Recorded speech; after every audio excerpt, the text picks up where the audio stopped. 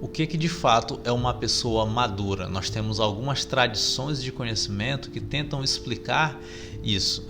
Desde uma tradição cristã, por exemplo, vai dizer que a pessoa madura é aquela pessoa santa que se entrega completamente ao fruto do Espírito, ao cultivo de uma piedade que está relacionada a uma vontade de Deus. Nós temos dentro da psicologia uma explicação que nos diz que a pessoa madura é aquela que converge os seus pensamentos, os seus sentimentos com as suas ações. Essa é uma explicação basicamente cognitivo-comportamental. Nós temos dentro da psicologia moderna também, mais simbólica e mais analítica, a tradição junguiana, que vai dizer que uma pessoa madura é aquela que consegue integrar em si tanto a luz como a sombra, a sua desordem e a sua ordem. No vídeo de hoje nós vamos ilustrar a partir da personagem Eva, que está no capítulo 7 do nosso livro, que estamos trabalhando aqui no nosso clube do livro, a personagem Eva, a mãe do nosso guru Demian, e a Eva, portanto, essa conexão entre espiritualidade e materialidade. Se você vem lendo o livro, você pode percebendo que o nosso personagem principal, o Emil Sinclair, ele já vem sonhando com uma figura que ele não consegue discernir muito bem. É uma figura masculina? É uma figura feminina? Como é que essa figura? É um homem? É uma mulher?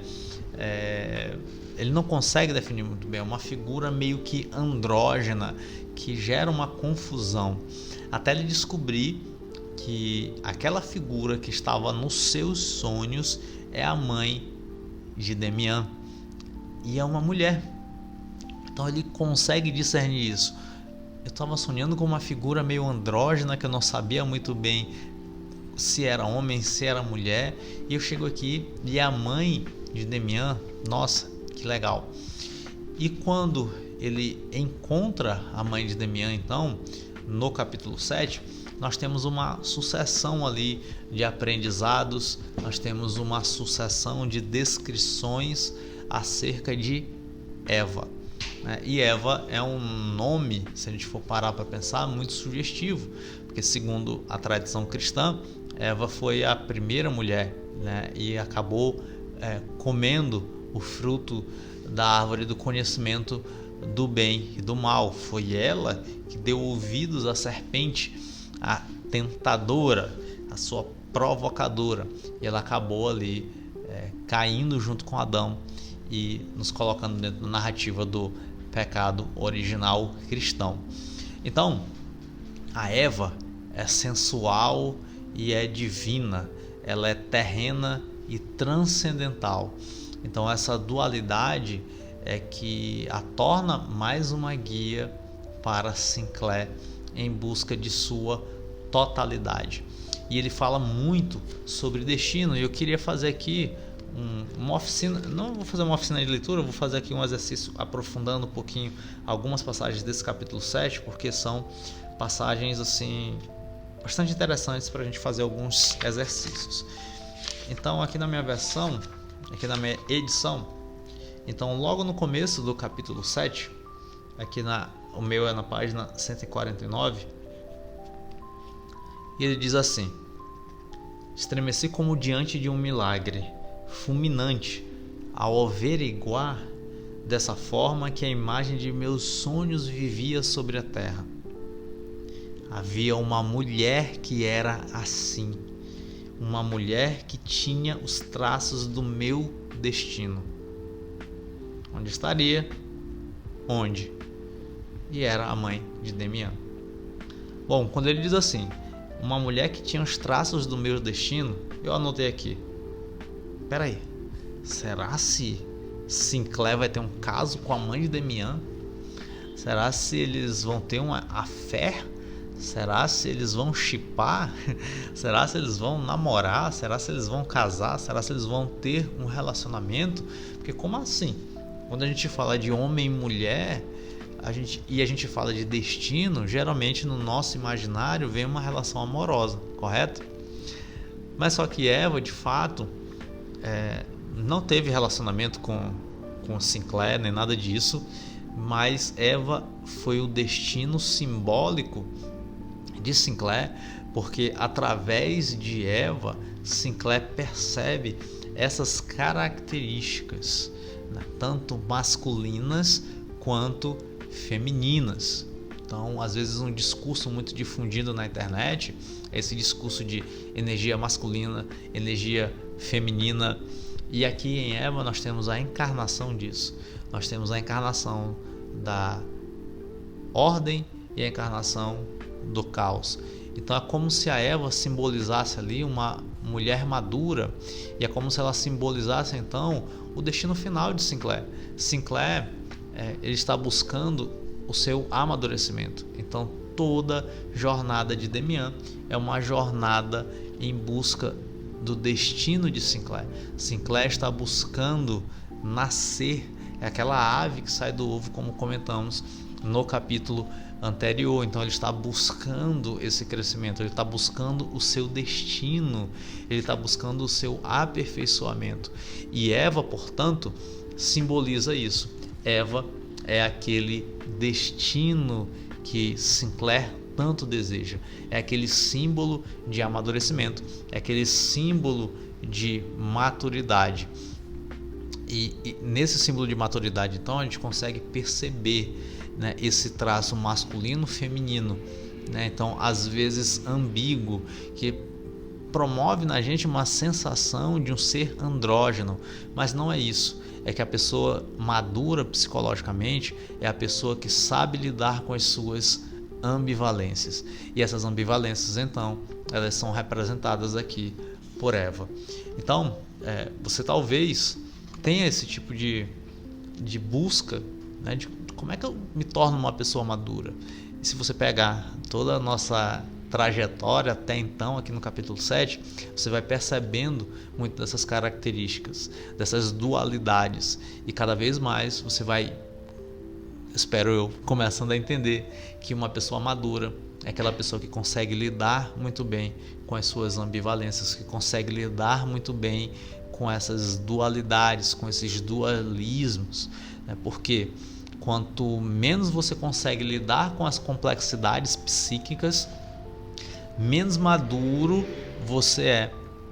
Pessoas que são pouco maduras são pessoas rasas, são pessoas que não conseguem lidar com complexidades. E o amadurecimento vai dizer de complexidades, vai dizer de aprofundamentos. Então, todo o processo de amadurecimento é um processo de uma lida com complexidades. E aqui, então, eu gostaria de fazer mais um exercício, que é um exercício de educação da nossa imaginação, e como a literatura pode ser poderosa e nos ajudar nesse sentido. Aqui na página 159, no decorrer do capítulo, o Sinclair ele encontra a Eva e ele fica ali excitado, né? Animado, nossa, que legal e tudo mais. Ele diz: que alegria, diz ele, exclamei beijando-lhe as mãos. Sinclair continua: como se estivesse durante toda a vida navegando para aqui e por fim chegasse ao lar. Sorriu maternal Eva. Ela vai e responde a Sinclair. Ela diz assim: nunca se chega ao lar, disse afavelmente. Mas quando duas rotas amigas coincidem, o mundo inteiro, por um momento, nos parece o lar. E aqui eu gostaria de fazer um exercício de imaginação com você, que é o seguinte: a literatura, ela tem o poder de nos trazer experiências que nós nunca poderemos viver, mas ela também tem o poder de fazer com que a gente possa se conectar com experiências que nós mesmos já tivemos em certa medida na nossa vida. Por isso que a leitura calma e atenta faz com que a gente consiga educar a nossa imaginação no próprio processo de leitura.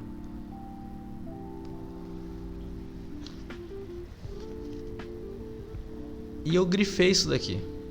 E eu grifei muitos trechos desse livro. Mas eu grifei aqui. E olha só. E ao reler agora para gravar esse vídeo, eu lembrei de uma experiência recente que eu tive. Ela disse assim: nunca se chega ao lar, mas quando duas rotas amigas coincidem, o mundo inteiro, por um momento, nos parece o lar. E qual foi a experiência que eu tive recentemente e que me lembrou esse trechinho aqui desse capítulo?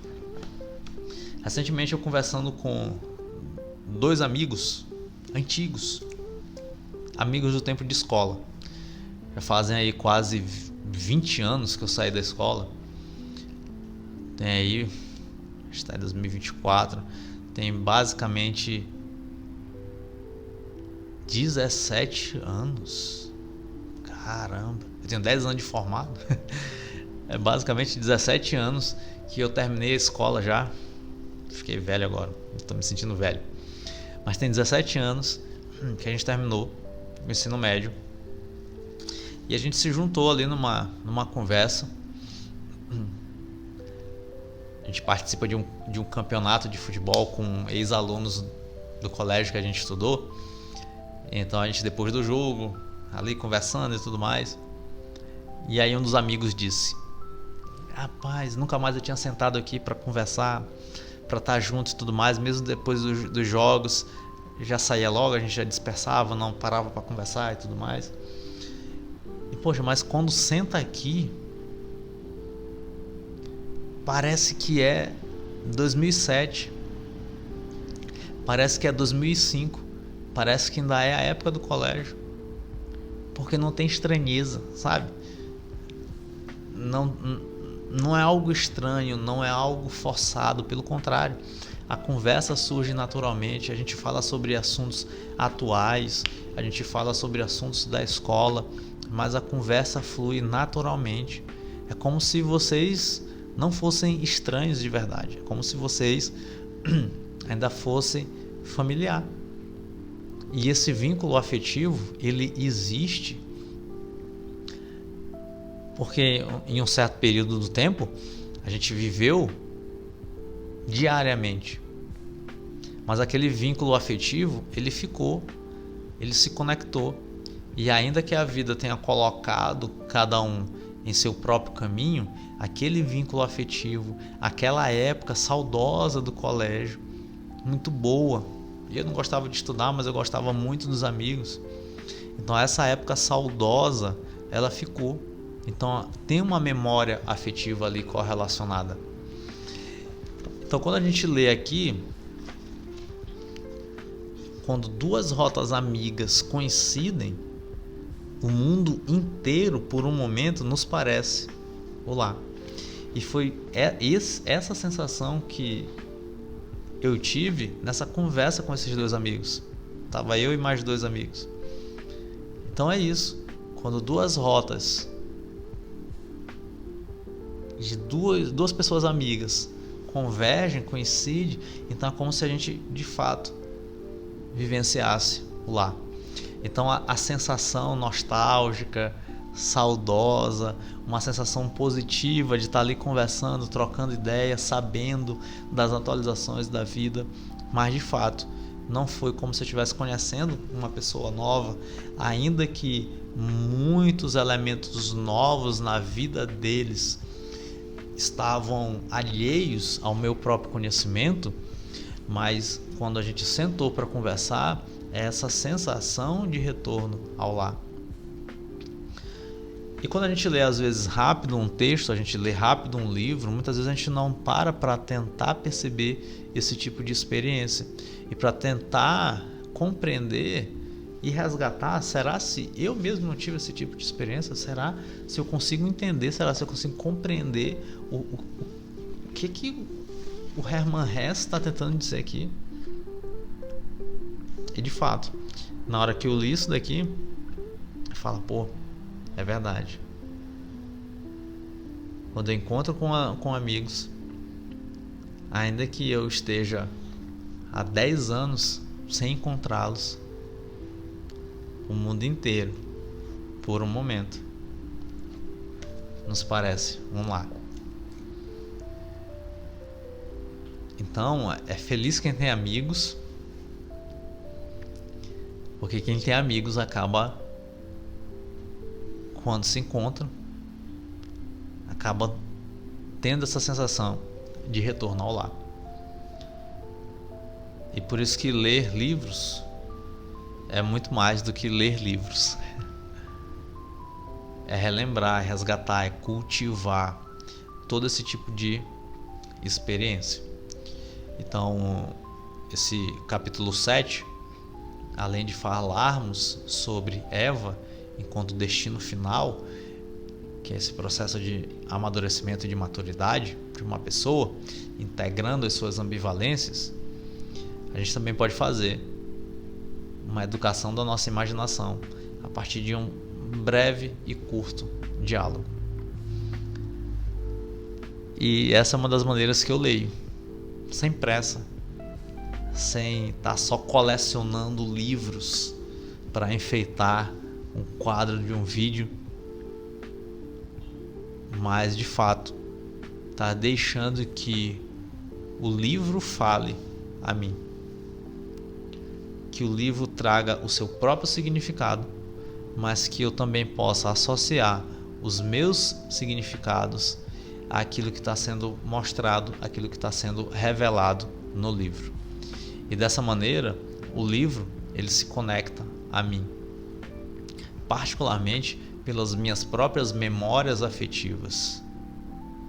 E às vezes conceitualmente, literariamente, por aquilo que ele quer transmitir, por aquilo que foi de repente a intenção do próprio autor. Então esse foi o nosso vídeo de hoje, nosso Clube do Livro Dias Melhores, em que nós estamos trabalhando o Demian do Hermann Hesse. Beijinhos e até o nosso próximo e último vídeo sobre Demian.